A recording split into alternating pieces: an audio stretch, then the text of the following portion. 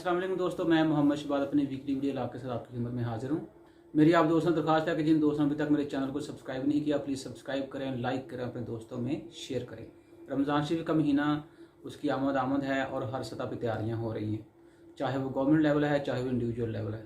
अब देखना ये है कि गवर्नमेंट जो लोगों को रिलीफ देना चाह रही है रमज़ान शरीफ के महीने में, वो इसमें किस कदर कामयाब हो पाती है और आवाम उस रिलीफ का कितने % जो है वो अचीव कर पाते हैं। तो सबसे पहले कोरोना की तीसरी लहर आपको पता है कि पूरी दुनिया को लपेट में लिए हुए है और तकरीबन सारी दुनिया को चांदे के ममालिक निकाल के वैक्सीनाइजेशन का प्रोसेस जो है वो शुरू हो गया है।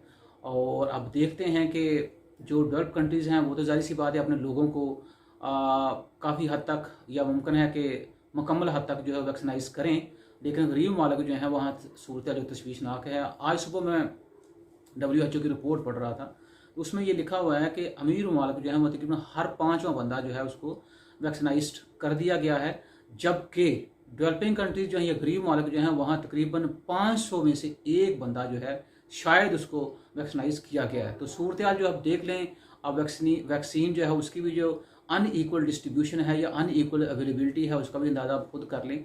तो ये चीज़ हमें ये बताती है कि हमें SOPs के ऊपर जो है मुकम्मल तौर पे और तहे दिल से अमल दरामद करना चाहिए, ताकि हम अपने आप को और अपने अहले खाना को कोरोना जैसी वबा से महफूज कर सकें। जैसे कि हमने इस वीडियो लाग का आगाज़ जो है रमज़ान शरीफ के महीने से किया है, तो आए हम देखते हैं कि गवर्नमेंट जो है उसने इस सिलसिले में कौन से ऐसे इक़दाम किए हैं या किस कदर इक़दाम किए हैं ताकि लोगों को रमज़ान शरीफ के महीने में रिलीफ मिल सके। और अमूमन होता है ऐसे ही है कि पूरे साल के अंदर जितनी महंगाई होती है रमज़ान शरीफ के महीने के अंदर उससे ज़्यादा महंगाई होती है। इसको गवर्नमेंट की कमज़ोर रिट कह सकते हैं, या उसमें मेरे ख्याल में हमारी इखलाकियात जो हैं वो चूँकि मर चुकी हैं और हम फिर समझते हैं कि ठीक है, हज स्कैंडल हो तो उससे पैसा कमाया जाए, उम्रा स्कैंडल हो तो उससे पैसा कमाया जाए, मसाजिद का चंदा हो तो वहाँ से पैसा कमाया जाए, चंदा मसाजिद से चोरी कर लें, या रमज़ान शरीफ का महीना हो और उसमें हम चीज़ें जो हैं उनकी कीमतों में इजाफा करके हम कमाई करें, ये हमारा हक बनता है। तो मकसद बात करने का ये है, करप्शन किसी भी फॉर्म में हो, वो करप्शन होती है, चाहे रुपये की फॉर्म में हो, चाहे इखलाकियात की फॉर्म में हो। तो हमें से हर बंदा जो है शायद करप्शन करना अपना बुनियादी हक समझता है। तो गवर्नमेंट ने जो इस सिलसिले में रिलीफ पैकेज दिया है, कहा गया है यूटिलिटी स्टोर्स पर रमज़ान रिलीफ पैकेज का आगाज़ हो गया है। अब आगाज़ में क्या कहा गया कि मुल्क भर के अंदर 19 अशिया जो हैं उस पर 7 अरब 80 करोड़ रुपए की सब्सिडी फराहम की जाएगी। अब ये जो की जाएगी है ना, ये लफ्ज़ बड़ा चुभता है मुझे।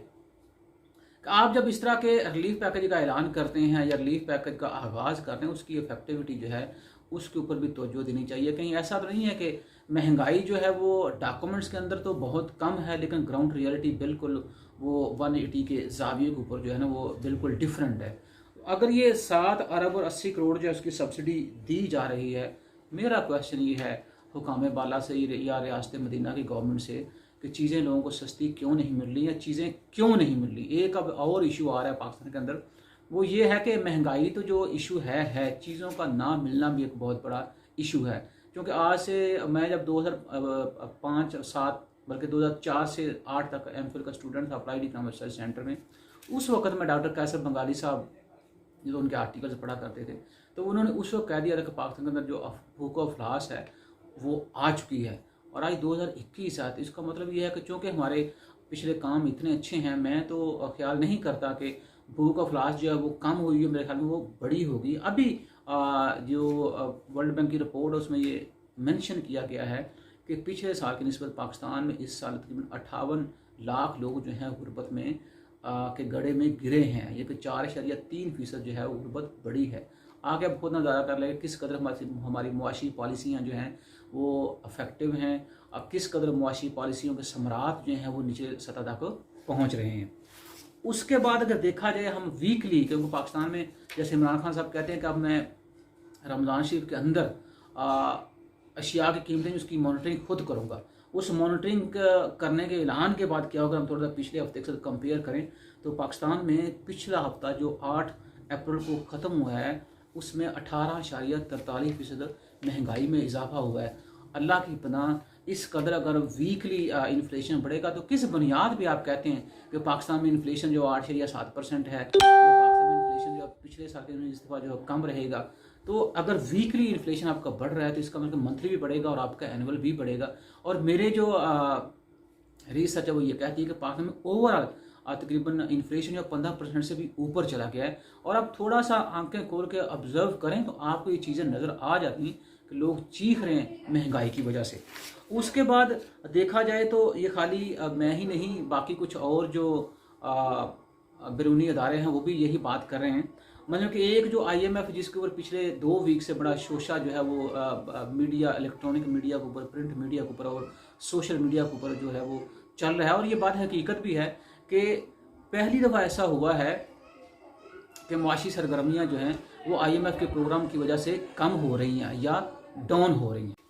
और बड़ी कन्फ्यूजन पाई जा रही है कि IMF ये कह रही है कि आइंदा चंद माह जो हैं वो पाकिस्तानी लोगों के लिए बड़े हंगामा खेज हैं। जब हंगामा खेज का लफ्ज़ आता है तो आप खुद समझ जाएं कि इसका मानी क्या है, जिसमें कहा जा रहा है कि इन्फ्लेशन जो पाकिस्तान में बढ़ेगा। जबकि दूसरी तरफ जो वर्ल्ड बैंक है उसके एस्टिमेट जो कुछ और कह रहे हैं। ज़ाहिर सी बात हमारे प्राइम मिनिस्टर साहब जो हैं वो भी कुछ और कह रहे हैं, वज़ीर ख़ारजा जो हैं हमारे वो कुछ और कह रहे हैं, और जो नीचे काबीना है वो कुछ और कह रही है। लेकिन एक बात जो तय है कि पाकिस्तान में इन्फ्लेशन भी बढ़ रहा है और अनएम्प्लॉयमेंट भी बढ़ रहा है।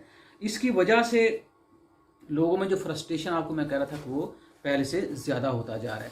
और आप देखें पिछले कुछ चंद दिनों से अगर देखा जाए तो वज़ीर ख़ारजा साहबा जो हैं वो भी ये बात कर रहे हैं। उसके बाद हमारे पास प्राइम मिनिस्टर साहब जो हैं वो ये कहते हैं कि महंगाई बढ़ी तो तूफ़ान बरपा हुआ, और जब चीज़ों की कीमतें कम हुई जिसका कोई तस्करा ही नहीं है। पहली बात तो ये है कि महंगाई बढ़े तो तूफ़ान बरपा होना चाहिए, क्योंकि इसका डायरेक्ट लिंक जो है वो लोगों की लिविंग कास्ट से है। जो लोगों की लिविंग कास्ट अब महंगी करते जाएंगे तो लोग तो चीखेंगे, और लोग चीख भी रहे हैं। और अब जो बात अब कर रहे हैं कि पाकिस्तान में कीमतें कम हुई हैं तो उसका कोई तस्करा नहीं है। कीमतें पाकिस्तान में कम कहाँ पे हुई हैं, कुछ हमें भी तो बता दिया जाए ताकि हमें अंदाज़ा हो कि वाकई ये चीज़ों की कीमतें जो हैं वो कम हुई। हाँ, आपने ये काम ज़रूर किया है कि आपने पंजाब काबीना जो है उसमें लोगों को टास्क दे दिया है कि लोगों के अच्छे, जो गवर्नमेंट के अच्छे काम हैं वो लोगों को बताए जाएं। देखें, जो काम आपके होते हैं, हमेशा जो भी काम आप करते हैं वो आपके अल्फाज से ज़्यादा ऊंचा बोलते हैं, जिसको इंग्लिश में ये कहते हैं कि action speak louder than words. तो जब आप काम करेंगे तो आपको लोगों को बोल बोल के बताने की ज़रूरत नहीं है, और आपको डॉक्टर फरदौस आशिकवान को भी रखने की ज़रूरत नहीं है, जिनको आपने मुकम्मल टास्क दिया है कि आपका काम ये है कि गवर्नमेंट के जो अच्छे काम हैं, पता नहीं वो अच्छे काम कहाँ बैठ के आप करते हैं जो हमें नज़र नहीं आ रहे, वो शो किए जाएँ।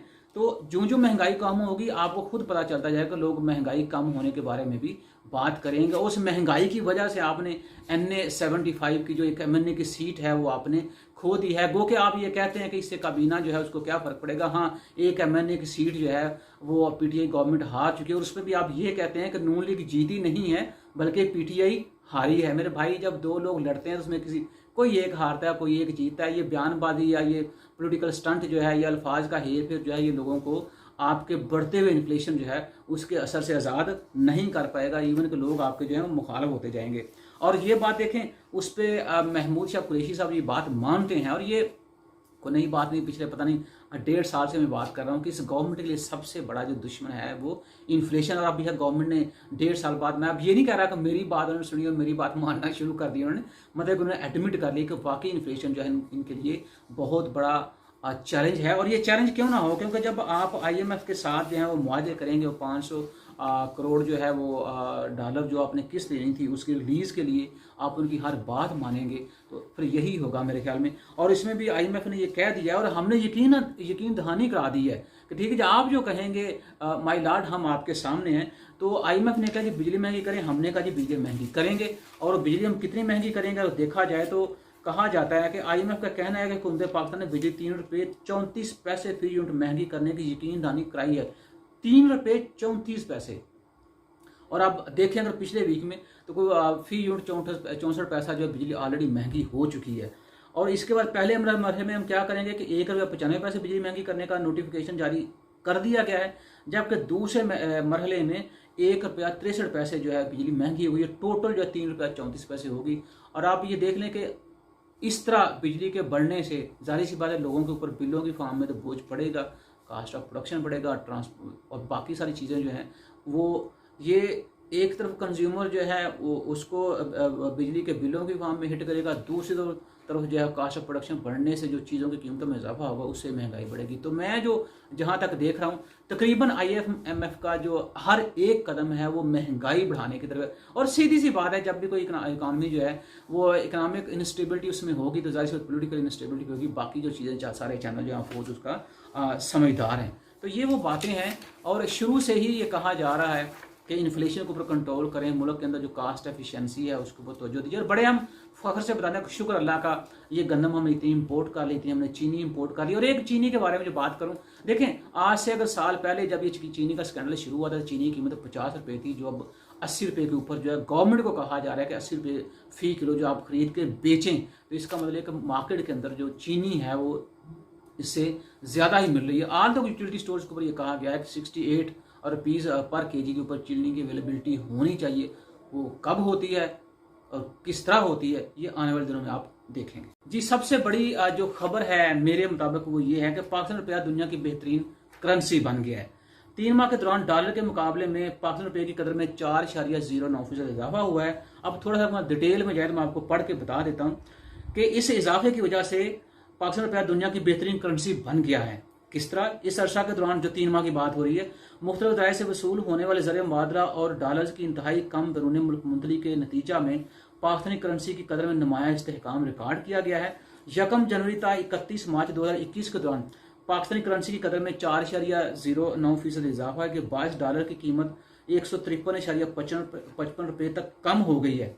ब्लूमबर्ग के मुताबिक करेंसी की कदर में इजाफे के हवाले से कनाडा दूसरा और बरतानिया पाउंड जो तीसरे नंबर पे है। जाहिर सी बात पाकिस्तानी रुपया जो इसके बाद ही आएगा। अब देखें पाकिस्तानी रुपया जो इस कदर बेहतरीन करेंसी बन गया है, अब इसकी वजह से क्या होगा कि हमारे एयरपोर्ट जो हैं वहां पे इकोनॉमिक एक्टिविटी बढ़ जाएगी। अब इस पाकिस्तानी रुपये के मजबूत होने की वजह से जो पर कैपिटा इनकम है लोगों का वो बढ़ जाएगा और इस कदर बढ़ जाएगा, गोरे जो हैं यहाँ पाकिस्तान के अंदर आएंगे और नौकरियां ढूंढेंगे और हमारे ये सारे टॉयलेट्स और घरों की सफाई का काम सारे गोरे करेंगे आके। और ये करेंसी हमारी इतनी मजबूत हो गई है कि दुनिया की सारी फ्लाइट्स जो हैं ये इस्लामाबाद, लाहौर एयरपोर्ट और जितने एयरपोर्ट्स हैं पाकिस्तान के, वहां से ट्रांजिट लेते हुए जो है वो दूसरे मुल्कों के अंदर जाएंगे, क्योंकि पाकिस्तान रुपया बहुत ज्यादा मजबूत हो गया है। और इस मजबूत रुपये के मजबूत होने की वजह से हमारा सारा कर्ज जो है वो अब खत्म हो जाएगा आने वाले चंद दिनों के अंदर। जैसे 90 दिन का उन्होंने जिक्र किया था, वो शायद इस मजबूती का ही इंतजार कर रही है रियासत मदीना की गवर्नमेंट। और ये पाकिस्तान रुपया इस कदर मजबूत हो गया कि पाकिस्तान की सारी सड़कें बन जाएंगी, पाकिस्तान के सारे हॉस्पिटल जो हैं वो बिल्कुल साफ हो जाएंगे, वहां कोई मरीज नहीं होगा। क्योंकि जो बीमारी आती है हमारे पाकिस्तान के अंदर जो 70% जो बीमारियां हैं वो तो परेशानी की वजह से। परेशानी किस चीज की है? ये इनकम सोर्सेज जो आपके हैं नहीं है। तो अब इस कदर इनकम में हमारी में इजाफा है क्योंकि पाकिस्तान रुपया इस कदर मजबूत हो जाएगा कि पाकिस्तान में इन्वेस्टमेंट बहुत ज्यादा आएगा, पाकिस्तान में अनएम्प्लॉयमेंट खत्म हो जाएगा, पाकिस्तान में इन्फ्लेशन जो वो खत्म हो जाएगा। तो हर बंदा जो काम पे होगा, हर बंदे की जेब में पैसा होगा, हर बंदा पैसा खर्च करेगा, इन्वेस्टमेंट होगा, मुल्क की इकोनॉमिक एक्टिविटी जो स्टिमुलेट करेगी, उससे सेविंग बढ़ेगी। और ये मुल्क जो है पाकिस्तान, अल्लाह इसको रहती दुनिया तक सलामत रखे, ये दुनिया की पहली मुआशी ताकत बन जाएगा। क्योंकि डॉलर के मुकाबले में पाकिस्तान रुपया जो उसकी कदर में 4.069% इजाफा हुआ है। और इस मजबूत तरीन करेंसी की वजह से पाकिस्तान का पासपोर्ट या दुनिया का नंबर 1 पासपोर्ट बन जाएगा एकदम से आने वाले 90 दिनों के अंदर। बस आप देखते जाइए। उसके बाद जनाबे वाला जब ये सारी सूरत हाल होगी तो तकरीबन पाकिस्तान का बच्चा जो है वो तकरीबन अब पढ़ना शुरू कर देगा और बच्चा जो वो PhD करेगा। मतलब कि इसको आम अल्फाज में कहें कि पाकिस्तान में जो लिटरेसी रेट है वो 100% से भी ऊपर हो जाएगा, क्योंकि ये इस कदर मजबूत हो गया पाकिस्तान रुपया। और इस पाकिस्तान रुपये के मजबूत होने की वजह से पाकिस्तान के अंदर जितने स्कूल बंद हैं या गोस्ट स्कूल हैं वहां से ही बच्चे जो PhDs करके निकलेंगे, क्योंकि अब हमें बाहर कहीं जाने की जरूरत नहीं होगी। क्योंकि इस कदर उस रुपये की मजबूती की वजह से बाहर के स्टूडेंट जो है, USA के स्टूडेंट, कनाडा के स्टूडेंट, बरतानिया के स्टूडेंट वो पाकिस्तान में आके पढ़ेंगे, क्योंकि पाकिस्तान की रुपये की कदर में 4.09% इजाफा हो गया है। तो ये सारे जो सम्राट में है, जो कि छोटा सा आदमी और छोटी छोटी चीजें मैंने आपको गिन के दिखाई हैं। और अब चूंकि पाकिस्तान रुपया जो है उसकी कीमत में 4 0.9% इजाफा हुआ है। इसकी वजह से पाकिस्तान के अंदर जो जमहूरियत है वो पोलिटिकली बहुत ज्यादा स्टेबल हो जाएगी। और आप देखिएगा अब हर गवर्नमेंट जो है वो अपने 5 साल पूरे करेगी, क्योंकि जितनी गवर्नमेंट अभी तक आई हैं वो सिर्फ उनको फिक्र है अपने 5 साल पूरे करने की, उसको इस चीज से कोई फिक्र नहीं कि अवाम के मसाइल क्या है। अब हर गवर्नमेंट जो है वो 5-5 साल पूरे करेगी। और इसके बाद चूंकि पाकिस्तान रुपया बहुत ज्यादा मजबूत हो गया है, उसकी वजह से पाकिस्तान में करप्शन का लेवल जो बिल्कुल जीरो हो जाएगा, पाकिस्तान में अनएम्प्लॉयमेंट का लेवल जीरो हो जाएगा, पाकिस्तान में इन्फ्लेशन का लेवल जीरो हो जाएगा। और ऑफकोर्स इसकी वजह से जो इकोनॉमिक मिजरी है वो भी जीरो हो जाएगी। और इसकी सबसे जो इसकी वजह से एक असर होगा ना, चूंकि पाकिस्तानी करेंसी बहुत ज्यादा मजबूत हो गई है और अब आपको हर बंदा पाकिस्तान में हंसता हुआ मिलेगा इस मजबूती की वजह से। आज लोग बहुत टेंस है और शायद स्माइल जो है चेहरे के ऊपर लाना भूल गए, लेकिन अब आपको लोग जो हंसते हुए मिलेंगे, क्योंकि पाकिस्तान रुपया जो 4.09% उसकी कीमत में इजाफा हो गया है डॉलर के मुकाबले में। और अब क्या होगा जनाबे वाला, इसकी वजह से जो हम पर कैपिटा को हमने बेस बनाया और हम कहते हैं कि पाकिस्तान दुनिया की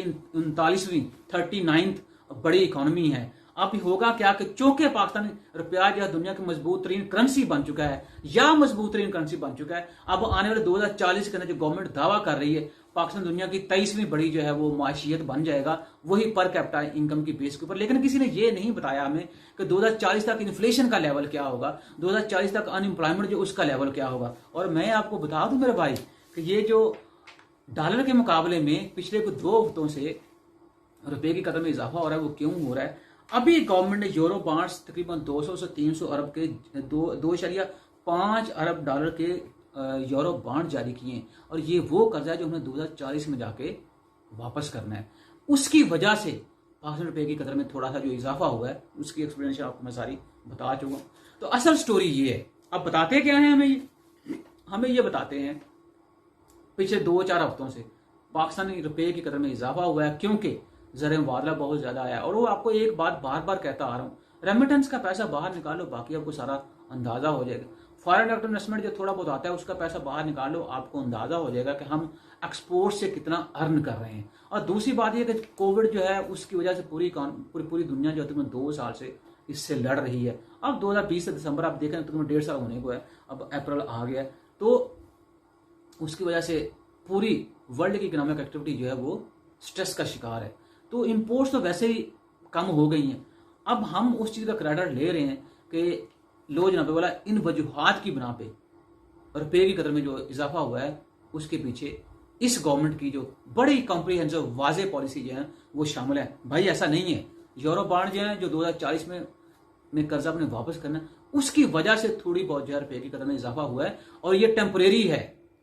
ऐसा नहीं है कि ये परमानेंट से चलेगा, यार रुपया हमारा मजबूत होता जाएगा। आने वाले चंद दिनों बाद देखेंगे ये रुपया फिर दोबारा हिट करेगा डॉलर को, वहां पे जो उसकी पुरानी सतह थी। अपना और अपने अहले खाना का ख्याल रखिएगा। खुदा हाफिज़।